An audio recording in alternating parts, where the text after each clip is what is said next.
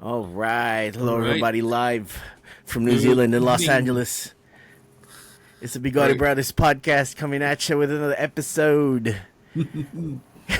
I like your hat, bro. Yes, sir. Like We got yours matching too. hats today. Yeah. Actually, Yep. well, the funny thing is, we're recording this right now. It's a Sunday afternoon here in New Zealand. Mhm. Saturday night in LA, and the Lakers game is going on. They're Right. actually playing the Warriors right now. I think they're up 1 point at the Yep. half. hmm Anthony Davis playing a great game. We're Yep. gonna get to him later. I have some thoughts about that man, and I hmm just want to get him out today. Yes. But the Lakers are playing well. Jared Vanderbilt, finally getting back on Finally the back. floor. Yep. Let's run it down with stats. He got 6 points and 2 steals and two We've rebounds seen in the 6 minutes. difference. I've, Sorry, and, two like, points, two yeah. points, 2 steals, 2 rebounds in 6 minutes so far. hmm He's playing well. I think that's a good spot for them to have. Let's round out the week, shall we? So obviously they had that horrible game against the Clippers. I don't know if you want Yeah. to forget that or not. Right. So that game, there was a lot of well, it kind of reminded me of the Miami game where Yeah. they were just really lazy. They just weren't playing really well. They were hmm just it was horrible. I don't want to watch that again. I was so disappointed in the effort that they had there. A lot of ball watching again on hmm defense. They just didn't want to play defense. AD struggled, and one of the highlights of this game is that LeBron he blew wide open layups left and right. All Two. right, that was just Yeah. I don't know what was up with him that night, but he was horrible.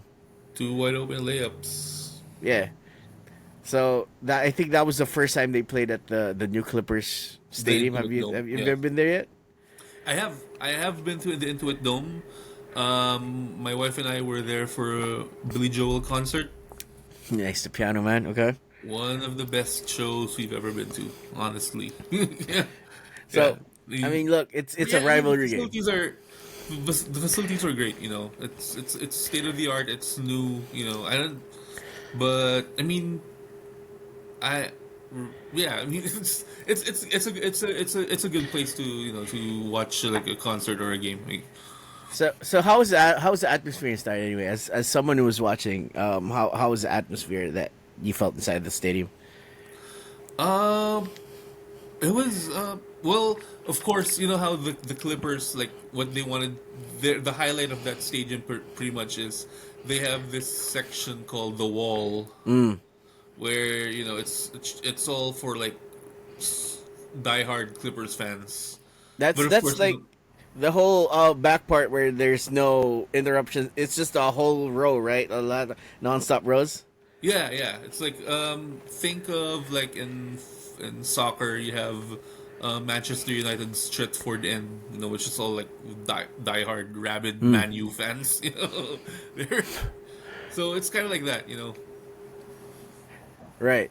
So I mean, again, I gotta when next time I go, I gotta at least catch a game just to see what that stadium looks like. Yeah. But it's their first time playing there. Lakers are playing the Clippers for the first time in Intuit Dome after the Mhm. Clippers left, and they just Right. didn't do a good job. It was horrible. Yeah. It was just horrible. And this was we're gonna talk about this later, but this was coming off of what looks to be a media tour for AD right now. Yeah. He's just talking mad shit. Yeah. We'll get to that later, hmm but even if they had this bad game, right, and then they played the Celtics, which Yeah. was wow, that was probably one of their best wins in the season.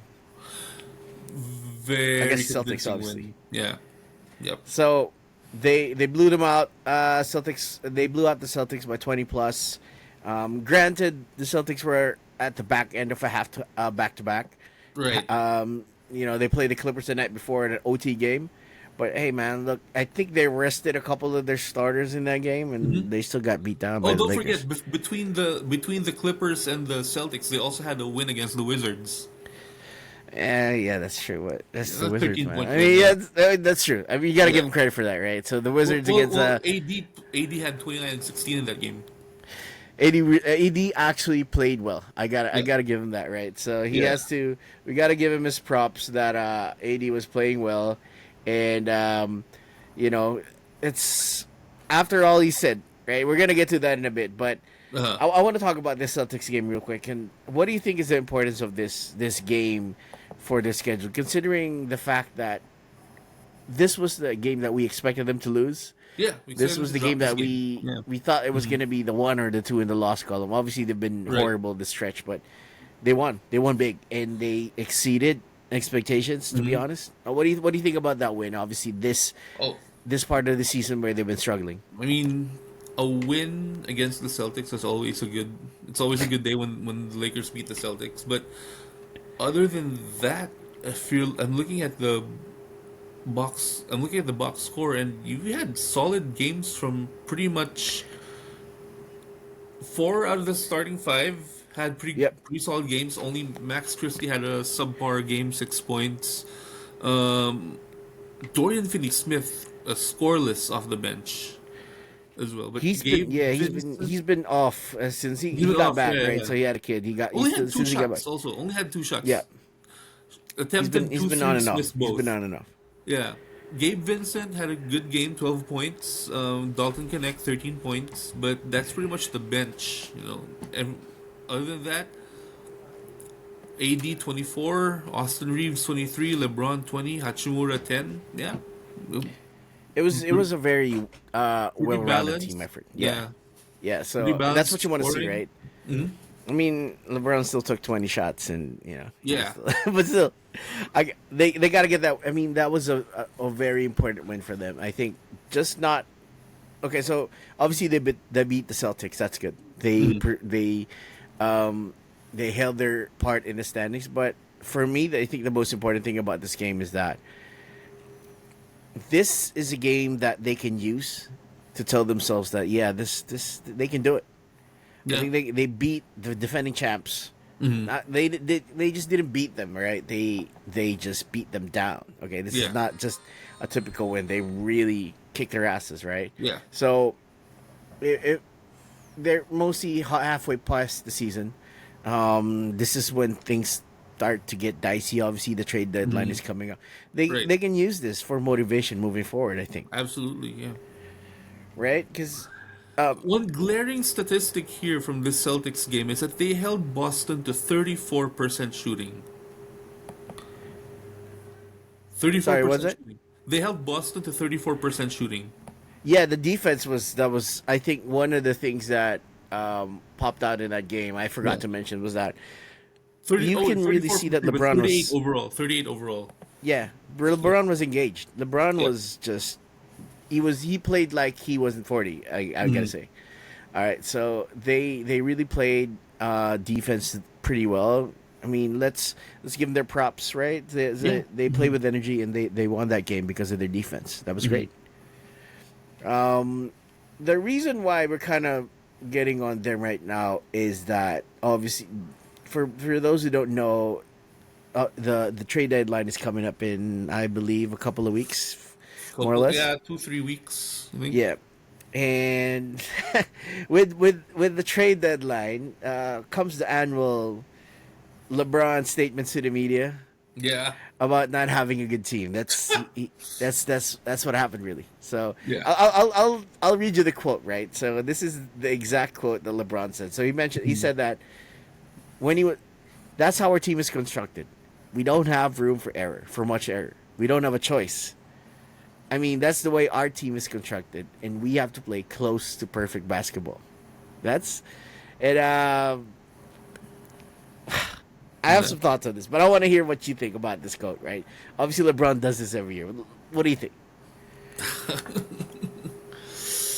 When will he not do this? You know, I mean, this is a guy who wants to play with at least multiple All Stars. The team that he had in Miami, 2010, 2011, won the championship 2012, 2013, was a team that was constructed to his liking. And this was LeBron at his prime, basically. You know, LeBron at his prime with two other All Stars Yep. and a host of role players who pretty much can work with him. Okay, this let me You know? just interrupt you a bit. Yeah, These are just not all stars. These are all stars in their primes. Okay, so yeah, this is not in like their Boston. prime. This Yeah, is not like Boston. The Garnett, Pierce, and Allen were already mid 30s, early yeah, 30s at that point. hmm, Miami team was set up for multiple championships. Okay, go yeah. ahead. Not one, not two, not three, not four. Yeah, Yeah, but go ahead. Yeah. again, w- he is this. This is, and at the end of the day, this is really what kind of settles the debate for me as to how his legacy is gonna be once he retires. Mm. Because this is a guy wants a, who wants a team constructed to his liking. Yep. It's not the difference between him and, let's say, and I hate to do this again. The difference between him You and have to. Michael You have Jordan to. Yes, you have to go is for it. Michael will take the tools that he has and make his team better. Mm. He's not gonna ask for players. Mm. He's not gonna ask for players who will fit the way he plays, but he will make them whatever tools he has Get him. play the way he wants. You Get know? him. Yeah. All I right. mean, look at and I think I mentioned this a couple episodes ago. 95-96 Bulls. He has Mm-hmm. one All Star with them, Scottie Pippen. He has Dennis Rodman, who was an All Star, but kind of He trying to was find his place. he was Unhappy already with old. San Yeah. Antonio. And they get him because they didn't want to lose to the Orlando Magic. You know, they needed that rebounder in place of Horace Grant. Yep. So okay, Jordan Pippen, Rodman. Who does he have on that team? Luke Longley in the middle. Ron Harper, an aging Ron Harper at point guard, An aging and injured post-injury Ron Harper. and He's not injured the Ron Ron Harper. Harper from Cleveland anymore. No. He wasn't. Mm. No, he was no longer a 20 point per game Yeah, Ron Harper. I think that was post his And knee injuries, right? and there's what I always say: no bench except for Kukoc, Mm. Kerr, Wennington, Judd Bushler, Randy Brown, an aging Robert Parrish, an aging John Sally. But he takes those players that he has, and they win 72 games. Yep. And Kobe, the only time I heard him kind of say something about the roster construction was after the '07 season, where he kind of, you know, asked Mitch Kupchak, "Hey, if you're not gonna do any move or any player movements, just trade me." Trade me. Yeah, that was the Yeah, Bynum rant, right? That was the yeah, Bynum rant in the yeah. parking lot. Yeah. Yep. So yeah, I mean, it's annual. Whenever he's not winning, this is what we're hearing. And like you mentioned, the Westbrook trade. He wanted the Westbrook trade. Look what happened. I mean, Yeah. It's it's not about the players. It's at the end of the day, it's the chemistry. It's the chemistry. I mean, we're talking about who was on that roster? Like he was him. It was AD, Russell Westbrook, an aging Carmelo Anthony, is Taylor Horton Tucker overpaid. He THT, had overpaid, yes, and he an had Dwight Howard. aging Dwight Howard. Mm. DeAndre Jordan was on that team, I think. DeAndre Jordan was on that team. Yes. Rondo was on that team. Yep. So the makeup of that team is basically you have three max contracts in LeBron, AD, and Westbrook. Westbrook. You Yeah. had Taylor Horton Tucker, and then you had the rest are just minimum guys. Right. So that was it. That was it. Yeah. That was the expectation. You go win with that. How are you gonna do that? How you gonna win And with he that? was still No. complaining. No. Yeah. So But and it kind of, I remember we talked about this like early, probably the third or fourth episode of this podcast, where it's not the coach, it's not the roster. That's the glaring issue. The elephant in the room is, it's LeBron. You know? I, it's, I don't know. This is, I mean, this is an annual thing, and It's been an annual thing. Even after he got into the Lakers, right? yeah, That's been doing. hmm Yeah. You remember that I think it was they were doing it to Brandon Ingram, I remember. right. And he was shooting free throws. They were playing against, I believe it was the Pacers. And the Pacers are just saying, they were chanting, LeBron's gonna trade you. Oh yeah, Well, Ingram was taking free throws. yeah, yep. How are you, how are you gonna play well in that environment? You got to tell me that. That's something that how are you gonna play in that environment? Tell me, come on. Yeah, Look, you made great points, right? And I agree with him 100%. yeah. This, for me personally, this is, I'm pissed. And again, this is happening since he got here in LA, and Yeah. yet I'm still not used to it. It's frustrating to watch. It's just demoralizing, especially if you're a player in there. Imagine you're just on the locker room saying, "What do you say? Fuck me He's for?" pretty I much mean, he's what are pretty you much doing? throwing them under the bus. That's what it That's is. what it is. That's Yeah. not pretty much. It's exactly what he's doing. He's saying that Mhm. you aren't good enough, and you got to get traded. And here's my thing, right? So I've said a lot of times I love LeBron as a player. Right? I Yeah. love LeBron as a player. We've watched him ever since he was in high school. Even in high school, you saw the games. Yeah. We knew he was going to be great. Watched him since he was a rookie. He was great in Cleveland. He's fun to watch. Obviously, he had that unique combination of size, strength, and skill. Fine. The problem that I have with LeBron is the way he goes about his business, pretty much. Yeah. Everywhere he's went, and I'll start with this. So every superstar really is a coach killer. Let's just put that out there, right? Yeah. Every superstar is like that. That's not a new thing, right? Magic was famously dragged across for this. Kobe was dragged across Yeah. for this. Jordan, right? Jordan was Heck, even dragged Penny across for this. Hardaway was. Everyone was doing this. That's fine. Yet Giannis doing it now Yeah. recently. Oh yeah, yeah, yeah, Okay? yeah. Absolutely. So if you're a superstar in the league, I mean, top 5, top 10 talent, you're probably a coach killer, and that's fine. And Yeah. that's not. LeBron is no different than that. How many coaches has he gotten fired? When he was making the decision, Cleveland fired Mike Brown just for him, Yep. just to try to lure him back. Obviously, that didn't work. He tried to get Eric Spoelstra fired from Miami, Yeah. right? And that's cool. Good thing that the front office has balls over there, down there in Miami, and they kept Yeah. him. Pat Good for Riley. them. They worked out. Yeah. In Cleveland, famously, they were the first seed in the East, and they got David Blatt fired. He Yeah. got David Blatt fired. Yep. Ty Lue. They won the championship, sure. We talk about the semantics of that championship, but he got them fired. Yeah. The Lakers, Luke Walton wasn't the best coach, right? No. He got it fired. But it And was a Frank promising Vogel, coach. yeah, he was promising, sure.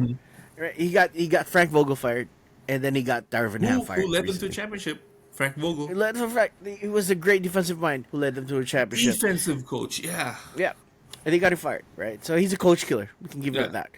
Now, what I hate about Clutch the most is how they. This is on par. This is par for the course from them and LeBron. Right? You mentioned every year he's gonna do this. Every year he's gonna take passive gonna do this aggressive every shots. single year. And what I'm pissed about is not the fact that he's doing this. The fact that this is his mess to begin with. LeBron, this is your mess. You did this. All right. Rob Pelinka had a trade for Buddy Hield in exchange for Kyle Kuzma and Montrezl Harrell, which is Right. not bad, right? Yeah. You forced him to scrap that trade to get Russell Westbrook, and it cost you KCP, it cost you Kuz, it cost you KCP. Montrezl Harrell again. Yeah. It cost you all those assets, right, to get Westbrook, who wasn't a fit, and it Right. lost you Alex Caruso in the process because of the luxury tax implications, right? Yeah. We can discuss whether that's a front office move or not. I personally think they should have just kept Alex, right? Even with the salary cap concerns, there were reports that if they kept Alex Caruso and Taylor Horton Tucker on the contracts that they eventually got, they would have paid $30 million of luxury tax just for the both of those guys. Yeah. So imagine paying that luxury tax for a team that sucks. I get why the front office did it, but I don't agree with it. But fine, that was a LeBron move. You did this, Yeah. LeBron. this is your mess. All right. Now, Palinka did a great job in turning the Russell Westbrook experience around. He got D'Lo, he got Malik Yeah. Beasley, and he got Jared Vanderbilt for Russell Westbrook in a top Right. four protected pick, which we're gonna go through later. So they protected their 2027 pick. They sent it to the Jazz, top four protected, which means that if the pick isn't top four, then it goes to the Jazz. All right, so they can essentially tank for that. Malik Beasley didn't work out, and I'll get to this later. Yeah. Obviously, we know what happened to D'Angelo. He's a Yeah. clown. I don't care. Vanderbilt is injured. So you essentially traded your best defender in KCP, a promising six man in Kuzma, and trade filler asset in Montrezl Harrell, and you lost your best defender in the process in Alex Caruso because you got scared that Brooklyn got a big three. Remember that. Yeah. That was yeah. the moment. That was the moment, right? Kevin Durant, James Harden, Kyrie Irving. They got James Harden from the Rockets, and all hell broke loose. And Yeah. I think he just got scared because obviously he faced those big three Warriors, and they got massacred. I get that, but Yep. he forced this trade. All right. The reason why this roster sucks is because obviously D'Angelo Russell, he kind of shot for the moon on that one, didn't work out. Malik Beasley, I don't know if it was the pressure, I don't know what he was going through with LA, but he's playing well right now with Detroit, Yep. right? He's one of the best shooters in the league in Detroit. He was producing in Milwaukee after he left the Lakers. This is like this. Yeah, it's this string of players who played terrible with the Lakers, with the LeBron era Lakers, and now they're flourishing in other teams like Brook Lopez, for example. Kuzma, even, you know. There's a reason for that. Okay, there's a reason for that, and this is what we're saying. I feel like we traded Kuzma just because he was terrible in the playoffs against Phoenix. And that was the reason. I think Yeah. for what it's worth, I was probably one of the ones who wanted that trade as well. Yeah. I love Kuz. He's one of my favorite Lakers ever. But it was obvious that he was struggling to fit into this system wherein he had to defer to LeBron because it was just him and Zoe. Yeah. That were just the one two combo, right? And they Another were thing just- with that roster, the one where we had Trez, we had AD, LeBron, I forgot who our shooting guard was, but then we had Schroeder at point guard.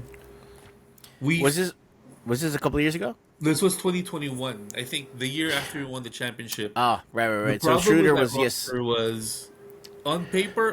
I was one of the believers preseason. Like, oh shoot, we won the championship and we got Trez and then we got Schroeder. yeah. But it was good on paper.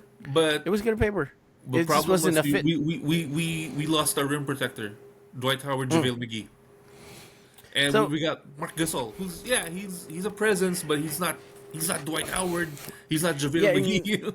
In theory, that team would have worked, right? And here's the thing. Yeah, I'm yeah. gonna get to this point soon, right? So yeah, look, that 2021 team before AD and LeBron got injured, they were up. They were up on the Suns. Remember that they were the seventh seed and we're up on the Suns. Right. And they eventually lost it, obviously, but they were up. There was talent on that team. there was Now, why have they failed since, right? So,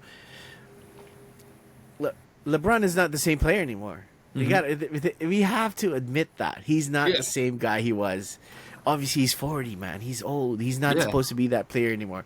But that's not the thing. The thing is, LeBron is still occupying that max roster slot. That's the thing.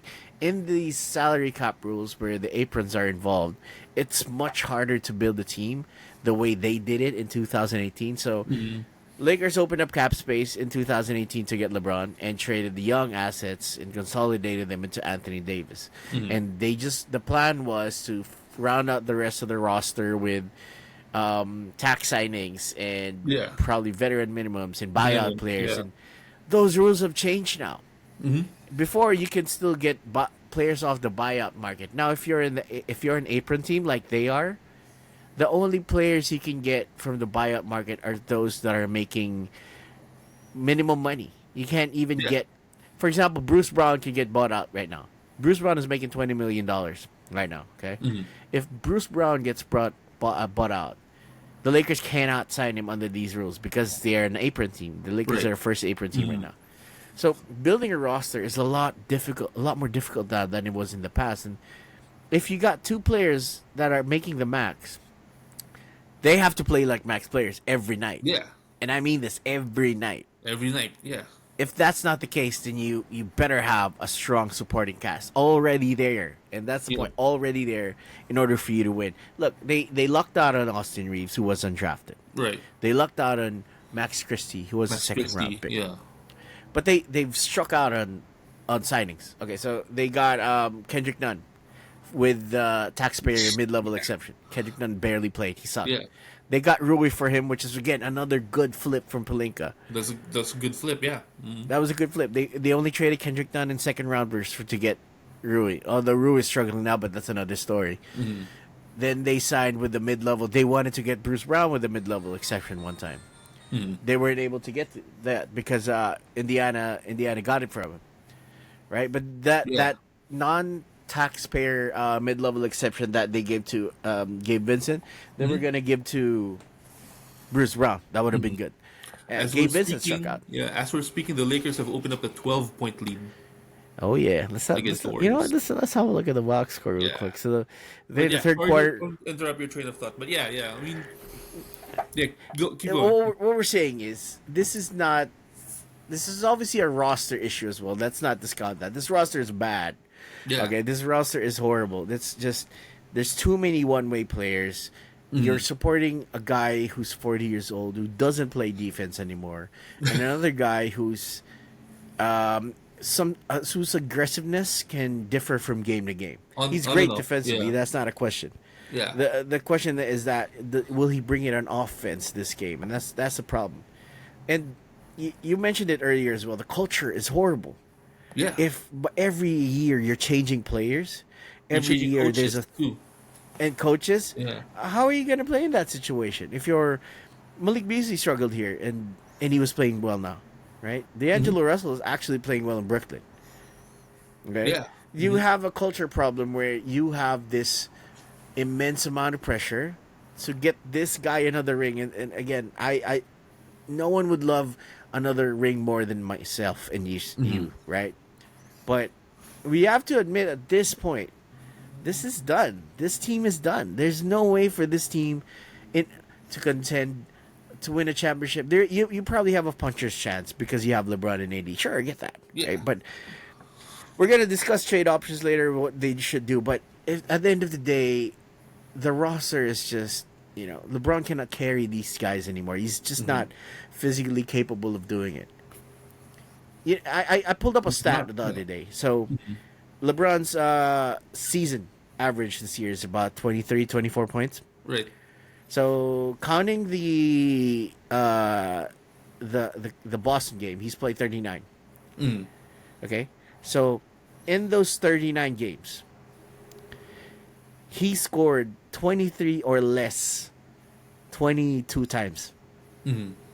That's almost 2/3 of his season. Yeah. He scored less than 23 points. That's, I mean, if you're being paid $50 million, you should be doing more than that. Right. Yeah. Exactly. Yeah. You're not supposed to be being passive. You're not. I understand you're deferring to teammates. I understand you're setting up teammates. That's fine. His assist numbers are up, Right. right? But you're there to score. You're essentially the second or first best player in the history of the game, and you're telling me that for $50 million you're not scoring. You're not playing defense already.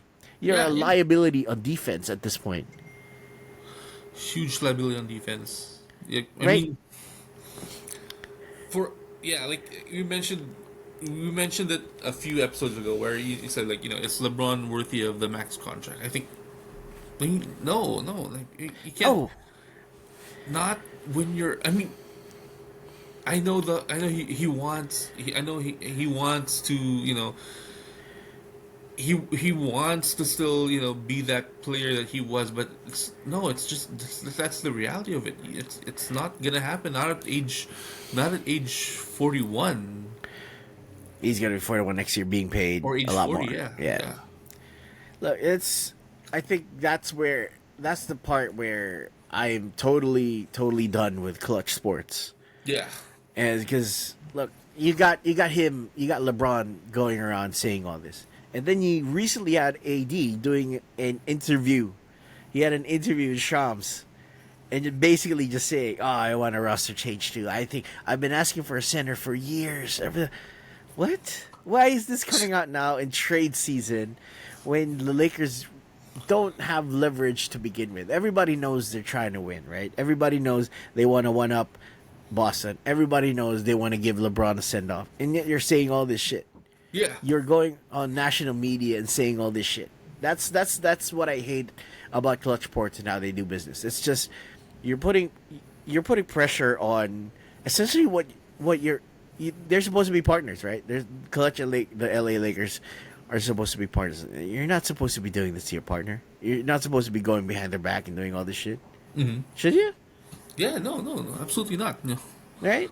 I mean, AD saying all this shit. And they know. Oh, he wants to center. And look at the rumors now. They're pressuring the Lakers to make a deal in order to get a center.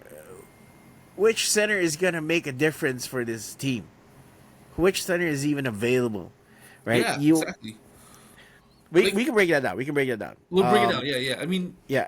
So, we've. I but wanted. I wanted them to actually make a move on Valanciunas. You know. I mean, but again, like it's not. It's at the end of the day. I want this team to focus on what the team needs. You right. know, So what what can what do you like think is that? What do you think does the team need at this point? we need a presence. We need an interior presence to help AD out. That's Right. what we need. You know, we need an interior presence to help AD out. We need an actual point guard to take that load off Reeves and have him come off the bench and Right. score points off the bench. You know, that's what we need. We need a center. We need a point guard. You know. Right. So there's two ways they can go about doing this, right? So obviously, let's look at what their assets are at this point. So as we mentioned, the 2027 pick is with Utah. At least it's top four protected. Right. They can trade their 2029 first round pick, and they can trade their 2031 first round pick. Right.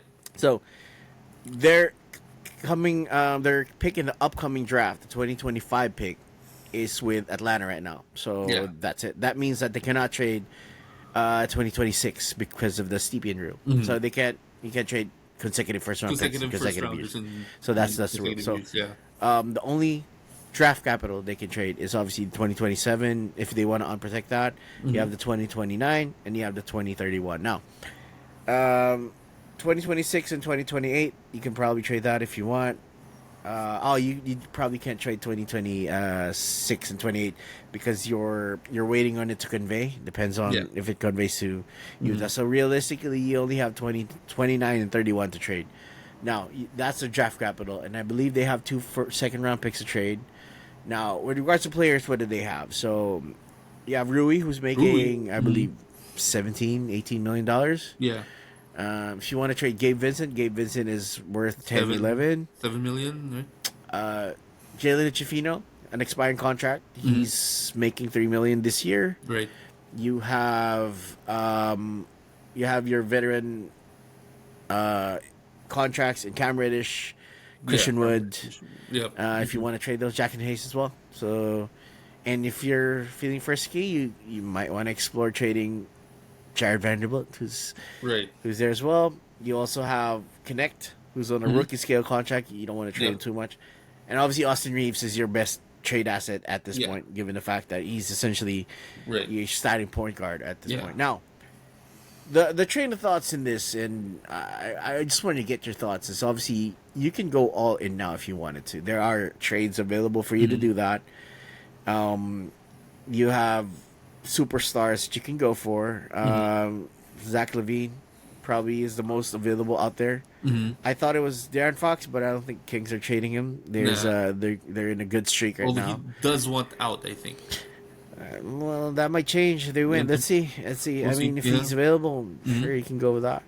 You can go with the more conservative route, which when you're just trading second round picks. Yeah. So, from your perspective, and what do you think is the best move here? What do you think? Me Should they personally, I do? would anyone for me. I mean, of course, obviously, other than LeBron or AD, anyone for me is a trade asset except for Austin Reeves. Mm, I mean, AR is one of my favorite players, one of my favorite Lakers. Um, I think that he's.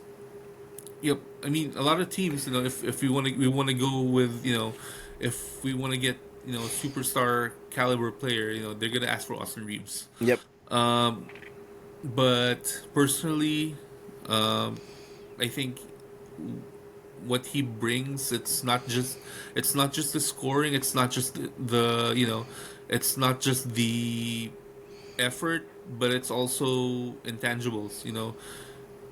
Austin Reeves gives 100%, 110% every single game. Yes. You know, we need that mentality as a team.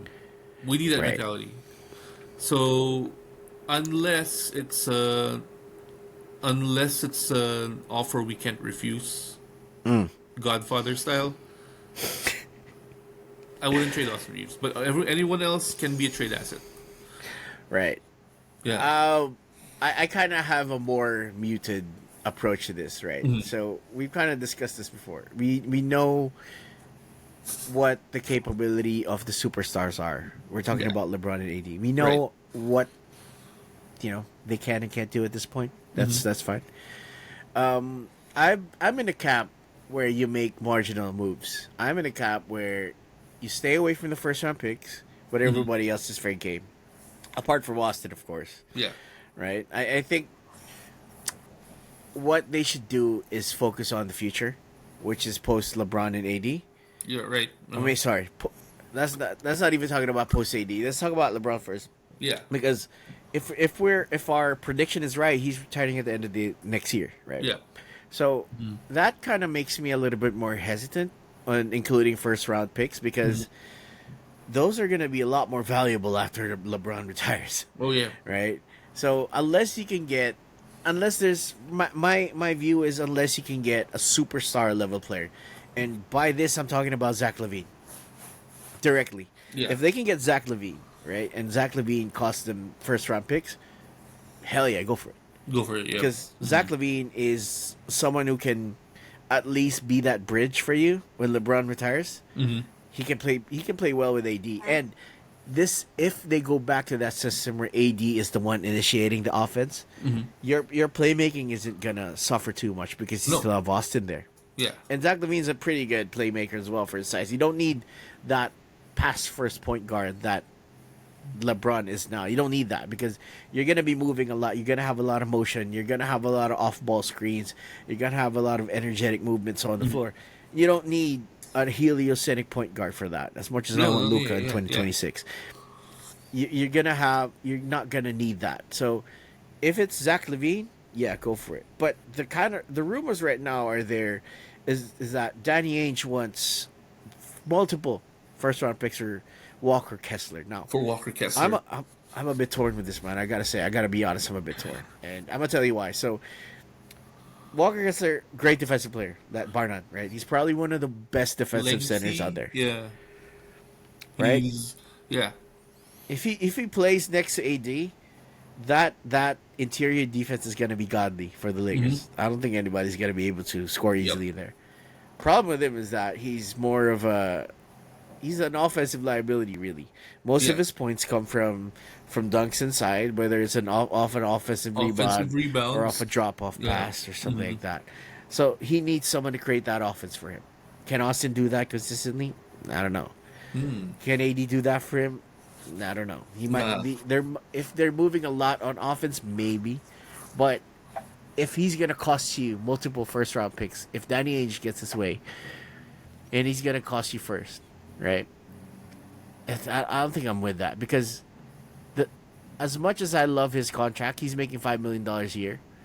He's also a restricted free agent next year, meaning he's gonna ask for a big contract when Yeah. his deal is up. That's gonna be the fact of it. Are you gonna be willing to pay Walker Kessler probably? So Austin is being paid at least I think 18, $15 million now. Right. So Walker Kessler is probably gonna command at least 20, in my opinion.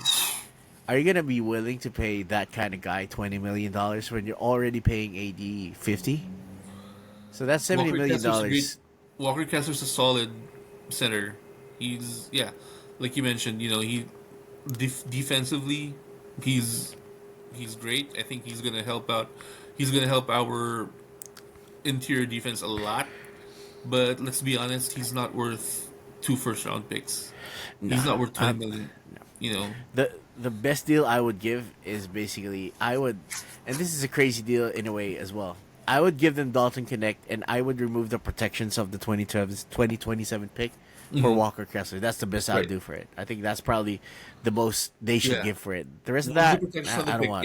Yeah, yeah, I would give Dalton in that scenario, and I would go for Zach LaVine in that case after as well. Oh yeah, of course. That's the way I would attack it. Yeah. Right. So another option they've been talking about is Miles Turner. So Miles Turner is an expiring contract right now. Right. So reports are he's expected to ask for $30 million in free agency. Now, if they were to trade for Miles Turner, that's definitely going to cost them a first round pick plus probably Rui, Plus plus Rui, probably yeah. someone else. Now, is that worth it? I mean, again, Miles Turner is probably apart from Walker Kessler, Miles Turner is probably the most perfect fit for AD. He's Yeah. a stretch five. He's a defensive. He's an interior defender. He will get you rebounds, get you blocks. AD's still going to be your primary interior defender, but you have Right. Miles Turner there lurking. He can also shoot the three. Yeah. So that's going to be good. But he's going to cost a little bit more. What? I'm really torn because I still want to win. I want this team to win. And obviously, Yeah. we all know this team can still win. They're fifth in the West right now. Yeah. Okay, they're a shade under Denver, and they're realistically able to catch up to Houston if they play well. If Yeah. they make the right trade, they might end up two or three second or third seed by the end of the year. Great, but the thing is, I'm just scared how LeBron is gonna manage his gas tank in the playoffs. Because last time he was there, he was gassed. He was just Yeah. Yeah. and this is where the kind of player you get back matters. If you're gonna rely on Austin to be your playmaker behind LeBron, I think you're gonna lose in the playoffs early. Yeah. As much as we love Austin, he's just not. There have been times where he's just making very questionable decisions. If you ask Yeah. me, He's. I mean, yeah. He's really not. He's really not a natural point guard. Yeah. So he is gonna make those questionable playmaking decisions. A lot of those questionable decisions are him, you know, going away from the offense. Because he has that scorer's mentality. Yeah. And you're asking him to be that playmaker. I mean, I mean, is he doing a good job at it? Yeah, he He's is, great. but He's yeah, great. but it's not the type of playmaking that we want if we're gonna advance in the playoffs. Yeah, So we he's a bit- do need that. We really need that point guard. That playmaker first. Doesn't have to be pass first. Playmaker that will alleviate the responsibility off of Austin Reeves. Yeah, I think we need a guy who will force JJ to play Austin as a six man. I think that's gonna be the move. Yeah. I think that should be the move. And There was a scenario that I saw. Hypothetically, where we would get a package involving Lonzo Ball and Torrey Craig. What do you think of that? Torrey Craig from the Bulls. Yeah. What's it gonna cost? Is the question. So Lonzo makes 20, and Torrey Craig is I probably believe it was Rui was the Okay. main chip of that hypothetical deal. if that's gonna be the play. As long as it doesn't cost a first round pick, I think you should go for it. I don't think that should cost a first round pick. It shouldn't cost a first Given round Lonzo's history with Yeah. injuries, right? Yeah. Torrey Craig is a 3-and-D guy. Yeah. That would be good for them. As long as, again, my view on that kind of trade, if it's my view is you only trade the first for a superstar, and Yeah, if that Lonzo trade only gives you back only requires a second, go for it. I think yeah, Lonzo is going to be a great fit with this team. right. He's not Oh going yeah, to need the yeah, ball. yeah, He can spot up from three. He can yeah. play Hmm. defense. He's just that kind of point guard that you need again just to be able to defer to LeBron and be able to make the Hmm. passes, make the shots that LeBron Yeah, is gonna open up for him. right. So, but the main concern with him is obviously is his knees.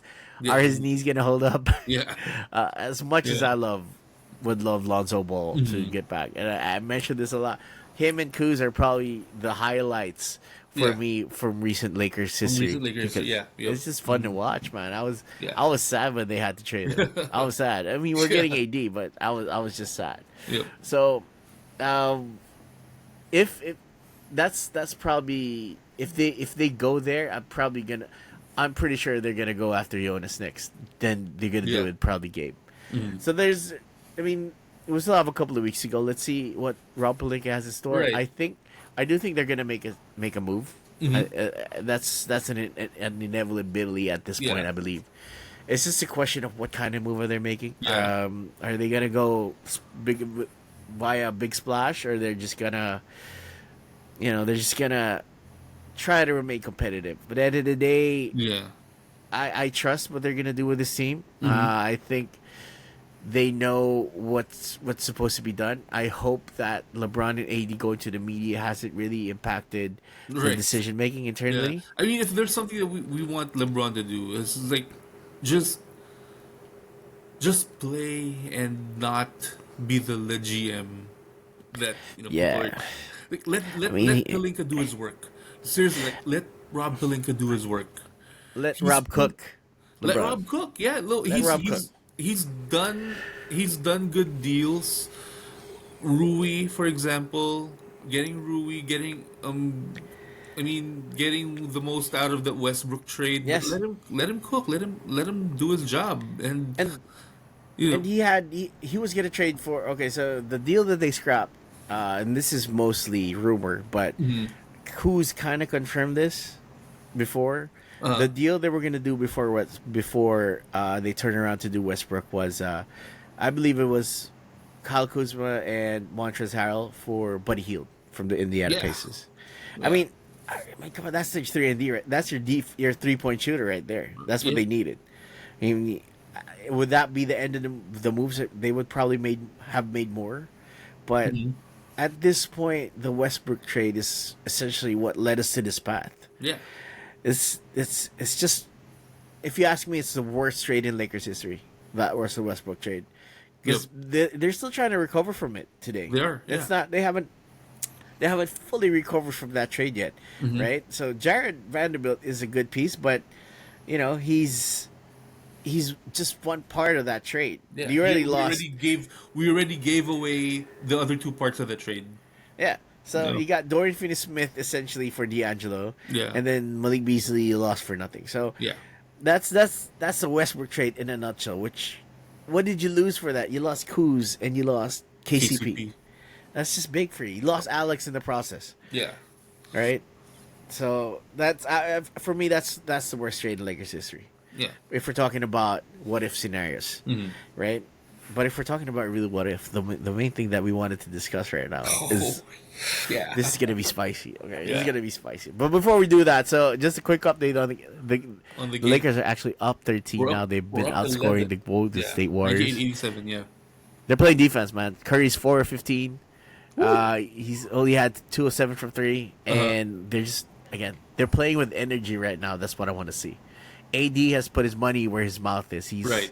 He's looking like MVP AD right now, and Right. Dalton. We were talking Well, about him earlier. He's yeah. playing well in the absence of Rui, Yeah. which I think Mhm. this what this game is showing is Rui's just expendable, and that's what he's been showing for Yeah. a while. Mhm. So if they're gonna make a trade, I think Rui's gonna be part of it. Right.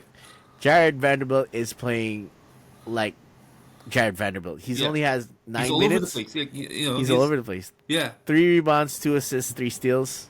That's just what you want, what you need from him. Mhm. I think they're gonna be a good team moving forward if Jared Vanderbilt is healthy, and if they just make a good trade that doesn't really break the bank, then they should go. They Yeah. should go for that. Yeah. Yeah. So our thing today is that we wanted to do a what if on what happens. So if our scenario is what if the 2020 2012 2013 season went a little differently. Obviously, this for Yeah. Lakers fans, this isn't a good memory at all. This is probably one It's of the still worst fresh in memories. the At minds least, of diehard Lakers fans, yeah, honestly. this is probably one of the most depressing seasons ever. Yeah. Right. So let's just recap it. Obviously, they traded multiple first round picks for Steve Nash. Yep. They had Mike Brown as coach because Phil Jackson retired. Yeah. They traded for Dwight Howard, which only cost him Andrew Bynum, which Yeah. was a great trade if you ask me. Yep.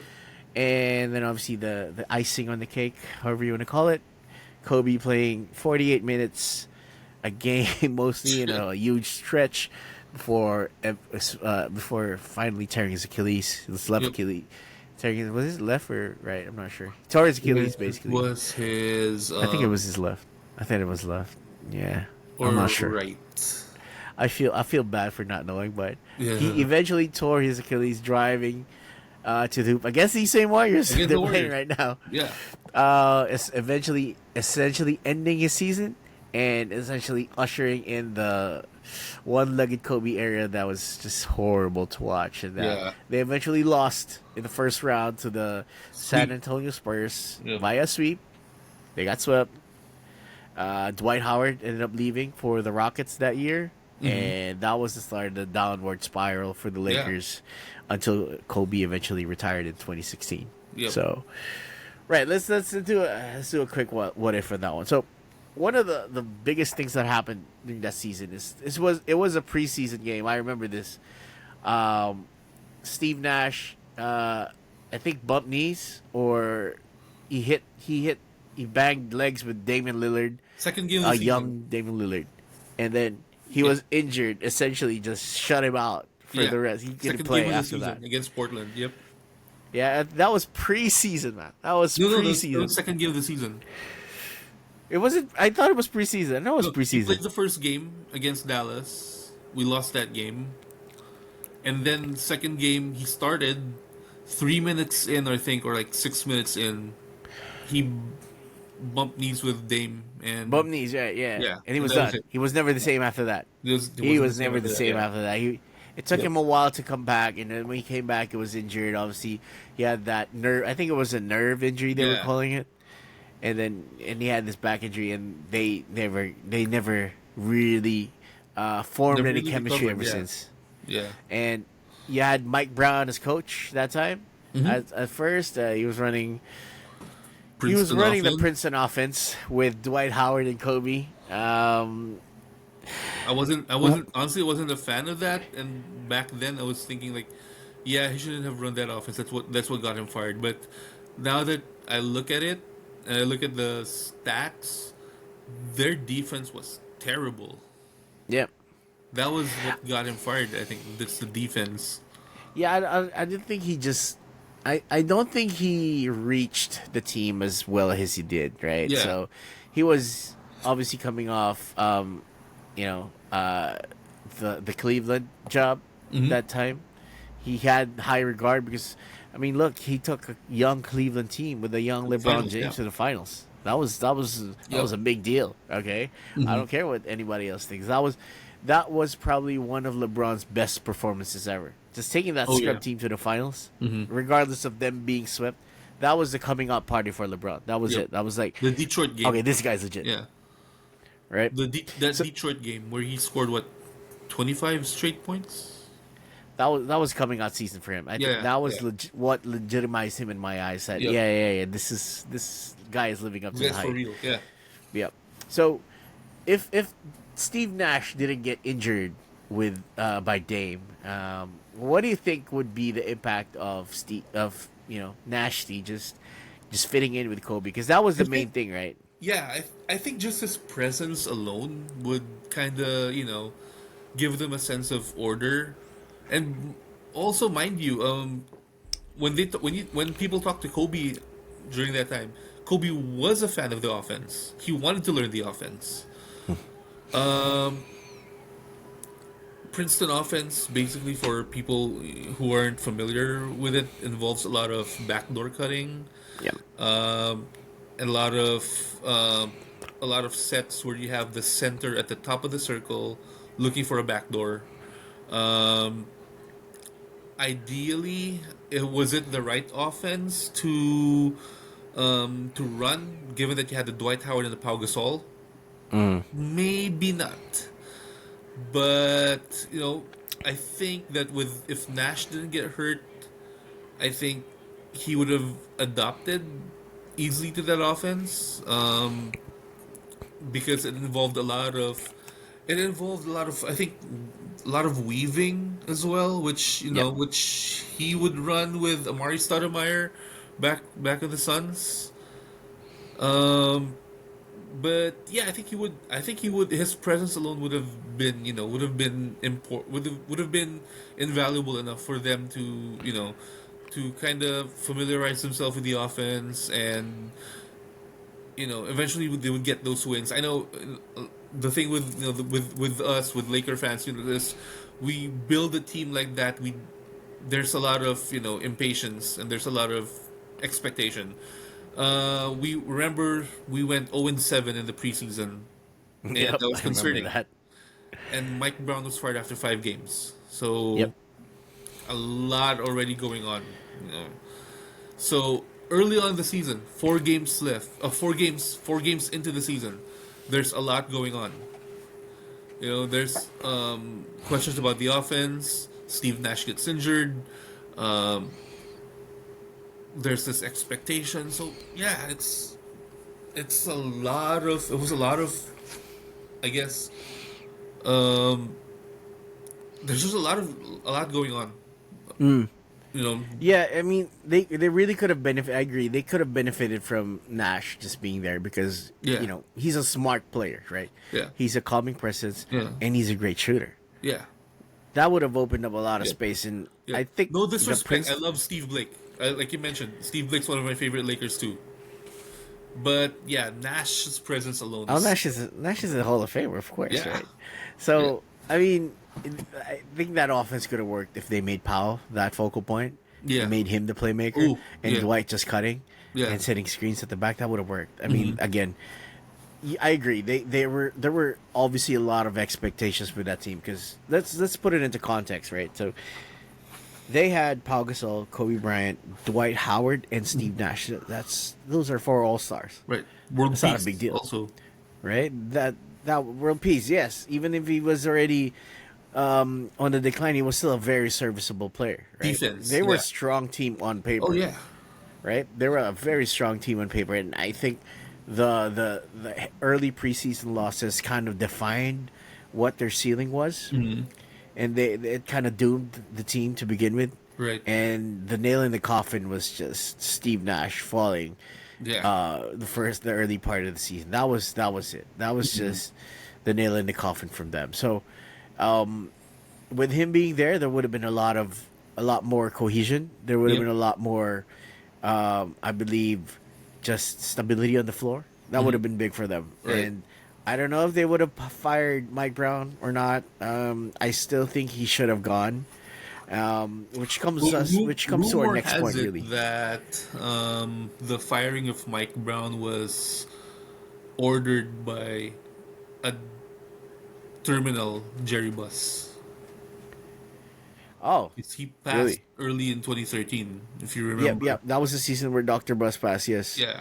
So the rumor was, and don't quote me on this. I read it from an LA Times article back then when Mike Brown was fired, that the the firing was ordered by Jerry Buss himself. Is it because of the It's because of the preseason offense. losses? It's because of the offense. Oh, he didn't really like the offense. Yeah, I know Jerry Buss likes, he's an entertainer. Yeah, he likes the wanted- showman stuff, right? Yeah, I get Yeah. it. Which kind of brings us to the next point, right? So they did fire Mike Brown, but Yeah. there was a lot of drama that was with this team, with who would succeed Mike Brown, because Right.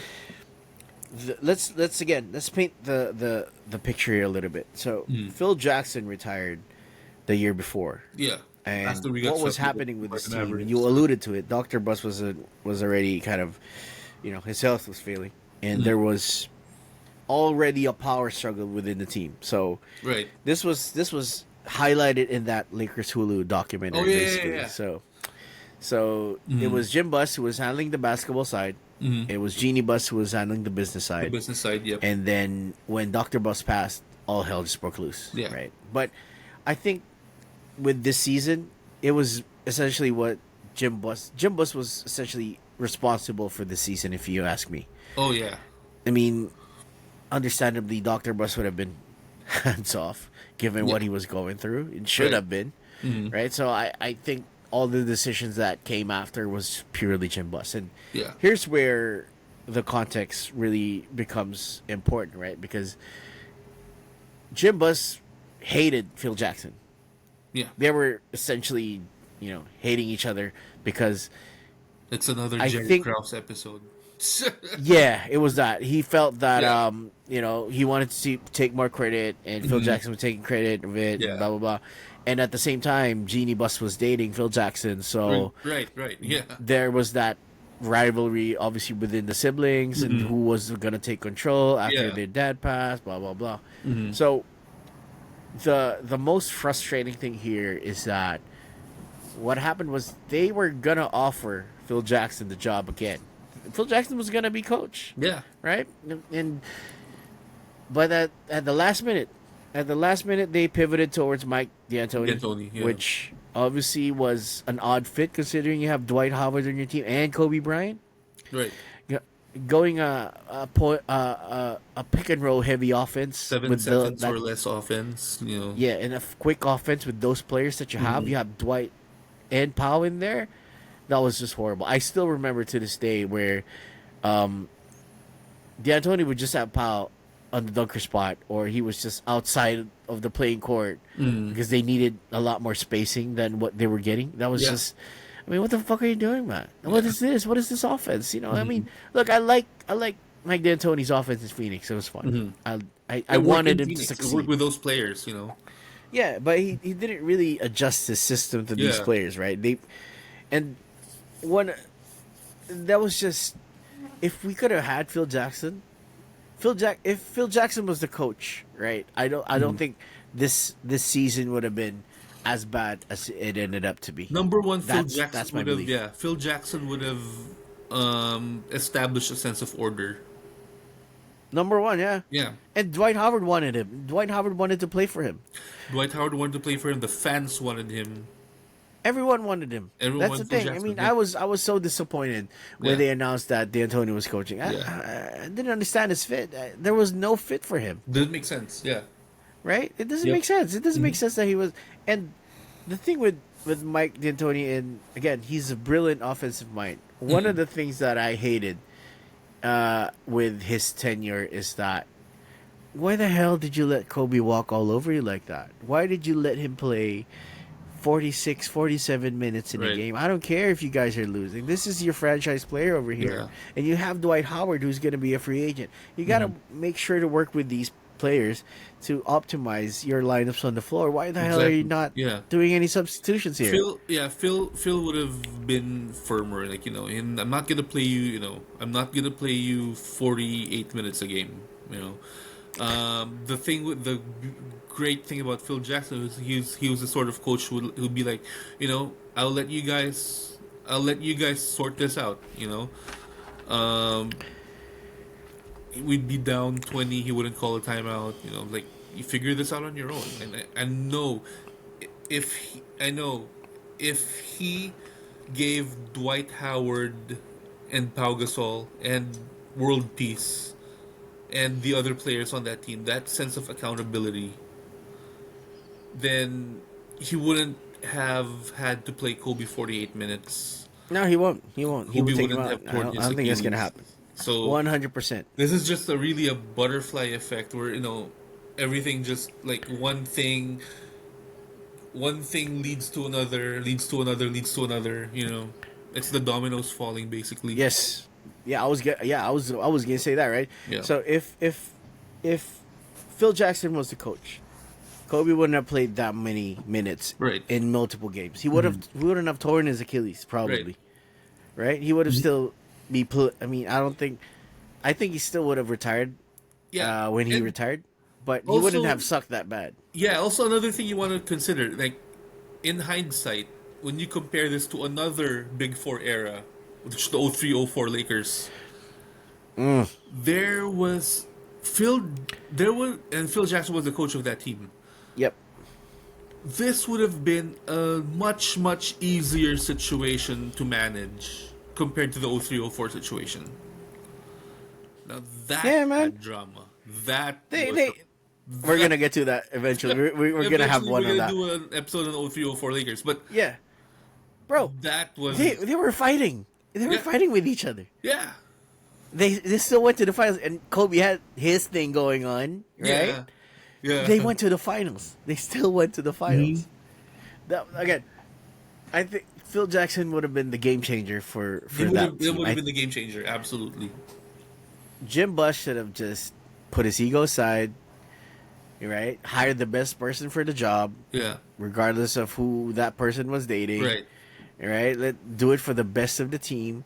For And then hired Phil Jackson. If and that do it for the happened, fans too.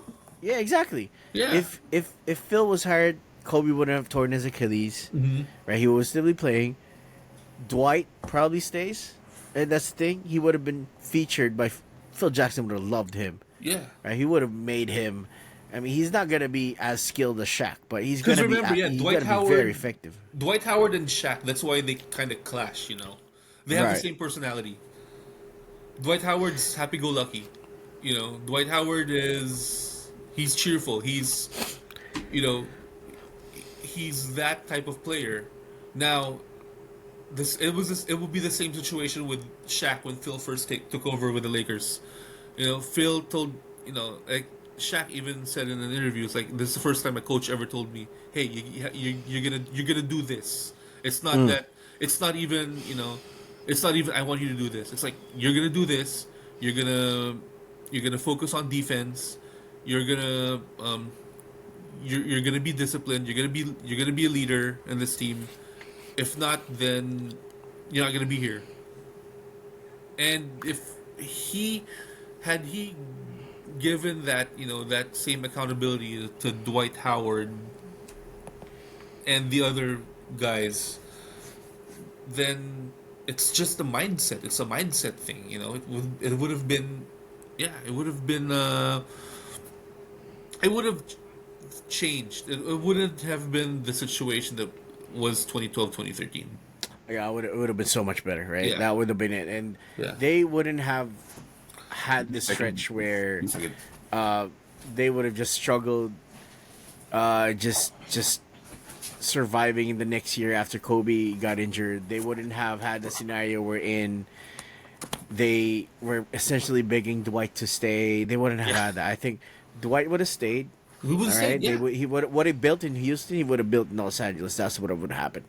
And I think Kobe would have been in LeBron's position now, wherein he's still contending at a at his age, and he'd retire gracefully. And And I think That was just another that. factor in that team would be, you know, and Dwight Howard. Going back to Dwight Howard,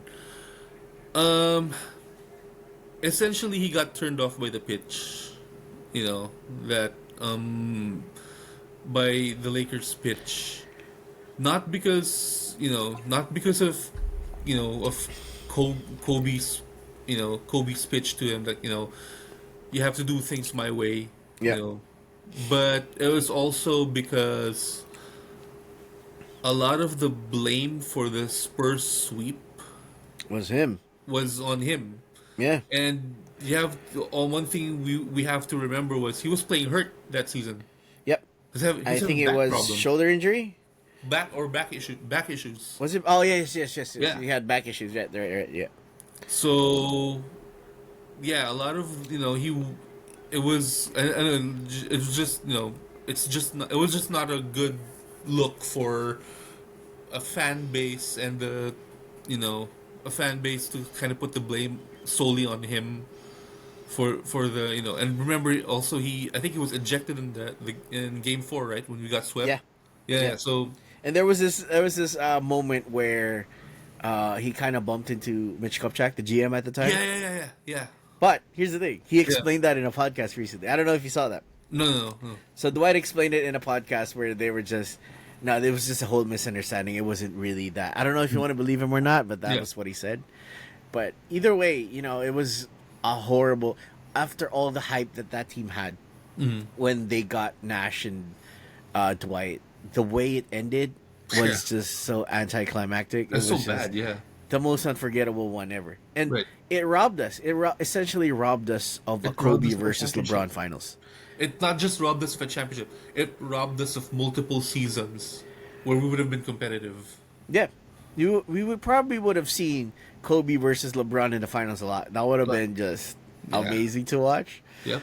But it's just funny to think that decision to hire Mike D'Antoni essentially just negated everything. That's just Yeah. and that's just funny to me that was the turning point of that season, That was the first domino that fell.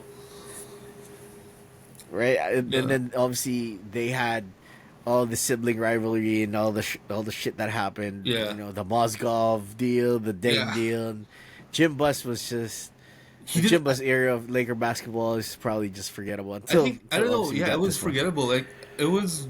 And I don't know if this is true, but they said that he was hiring like scouts who had zero experience. I I don't know. look. I mean, he was hired with no experience. I get that, right? Yeah. I understand where he's coming from. Maybe looking outside, but the thing is, it was obvious that he's just not good at his job. Yeah.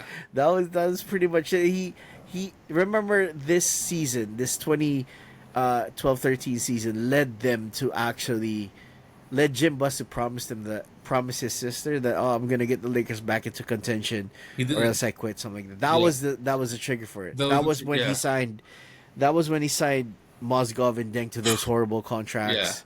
That was when I don't know if you remember the Chris Kaman picture where he was just Yeah. lying down on the bench. That led to all that shit that happened after that. Yeah, he was lying down on the bench because they had no players. Yeah, everybody fouled out, and then he was the only guy left, and all Yeah. that shit. Yeah, it was just look, man. I mean, it's amazing what one decision just leads to it. Because bottom line is, if they made the right coaching choice, they would have been contending. They wouldn't have had to tank, right? They wouldn't have had to tank into 2020 until Kobe left, basically. Also, they could have. given that Phil Jackson was at the end of his career. Like they were even saying that towards the end of his career he was just gonna coach home games. Even then, if Phil Jackson retired, we would have gotten someone else. And I don't know. I mean, I don't know. Given that Jim Buss hated him, it would have been nice to have gotten someone from the Jackson coaching tree. To Oh yeah, because Yeah. that was the thing, right? we So wanted Brian Shaw at one that was time. it. We wanted Brian Shaw. Yeah. that was the thing. I think Yeah. they kind of snubbed him, and Bradshaw eventually left the organization after that. Yeah. So they kind of did him dirty. I think he was the next guy in line. Yeah. I can't believe Luke got a job before him. Yeah. So it is what it is. But Yeah. that was it, right? They Yeah. would have the bottom line here is that they would have contended for years, and they wouldn't have had that horrible end to that 2013 season, which I still don't want to think about because it's just traumatizing just to think about that season and how it ended. I can still remember that play. Kobe just driving, and then obviously everybody sees that he still hit the 2 free throws. Everybody can see that he walked. But he got hurt multiple times in that game. Yeah, Yeah. that was the Achilles was just the icing on the cake, really. Yeah. But again, think about it that way. He was doing that so they could get into the playoffs. Yeah. It's not that he was doing that because they were down. No, they needed every bit of his 48 minutes And again, in order to even it's reach another the domino playoffs. effect. Like if they were winning early in the season with Phil Jackson as the coach, he wouldn't have had to play 48 minutes a game. No, He Definitely wouldn't have no. had to drag the team to the playoffs by his No. teeth. No, We wouldn't have had that epic stretch that Kobe had, obviously, right? no, There was a stretch, the greatest, but we didn't. yeah, I would gladly trade that if it meant he wasn't tearing his Achilles. yeah, oh yeah. As much as how fun that stretch was to watch, Hmm. right? That was some of the most fun basketball games I've ever watched in my life. The Raptor the Oh, the one against the Raptors game, Raptors, man. yeah, The Raptors game, dude. I still remember that. We were going out. I was supposed to go out, yeah, and I was on the train. I was watching the game. I thought they were yeah, done, and then he hit those shots. I'm like, oh, come on, man. Really? But, again, that... I hated the way Kobe retired, is what I'm yeah, trying to say. I hated the way that he was essentially forced to leave the game, because of his body failing him. It's yeah. not... He didn't get to... I mean, he probably... He got a chance to probably say goodbye with the Jazz game, but Right, just to see that how Kobe declined, it was yeah, just disappointing, and yeah. obviously it pissed me off just how this went because of that one decision. Right, yeah. So So just an update on the game. Final score: as it Lakers finished, 118 and Warriors 108. oh, they beat the Warriors. Oh, look, oh, Yeah, wait. Steph Curry Anthony held to Davis. 13 points. That is crazy. Curry with 13 points. Anthony 13. Davis 36, 13. Yeah. 3 steals and a block. That's MVP right there. That's Yep. it. LeBron, okay, he did a good job. He had 25 points on 25 shots. Not really efficient, but okay. Yep. Dalton, three pointers. This is it, man. This is I really hope that the Boston game is the one that turns the season The around. Tennessee around. Yeah. Yeah. As much as LeBron likes to complain about the roster, Hmm. you gotta understand that this is essentially the same roster that got to the Western Conference Finals, Exactly. Yeah. minus a couple of changes now. Obviously, Yeah. D'Lo gone and so on and Right. so forth. But this is that same roster. It's not. Mhm. I want them to do a move that still preserves their chances for the future, because they have to rebuild. They have to rebuild soon, Right. right? And I hope that all of them, LeBron, the front office, AD, they come to an understand that, okay, look, you guys can do this. We're gonna give you some more help, but at the end of the day, you gotta pull your weight. You gotta Yeah. be the ones who take this team to the next level. Because if that's not the case, Exactly. I don't want to. Yeah. I don't want to burn first round picks. But again, No. if they can get a superstar now, go for it. Mhm. I just don't know who that superstar is. Right. Zach LaVine, it's all right, Movie? but I'd rather have someone better, to be honest. Yeah. So hey, that's essentially it. It's a great couple of days for the Lakers now Yeah. after that horrible Clippers win, Mhm. and they are now, as far as the standings go, they are currently, again, as we said, the fifth one. They are 24-18. Yep. That's, they have the Clippers breathing down their necks. They're next to the Nuggets, Right. who just lost the game recently. So, hey, you know what? They didn't get that 8-2, 9-1 record that they Yeah. got. They're gonna go on a huge road trip now, which will essentially define the season. Right. So let's see what happens next week, and you got more to talk about. Yeah. Yep. That's All right. pretty much it. So, again, before we leave, please like and subscribe to this video. We'll be putting out more content soon on our channels. So we got our stuff on here in the middle. Check us out on social media. And yeah, we'll see you soon. See you Next soon. episode of the All Bigote right. Brothers podcast. Peace. Peace.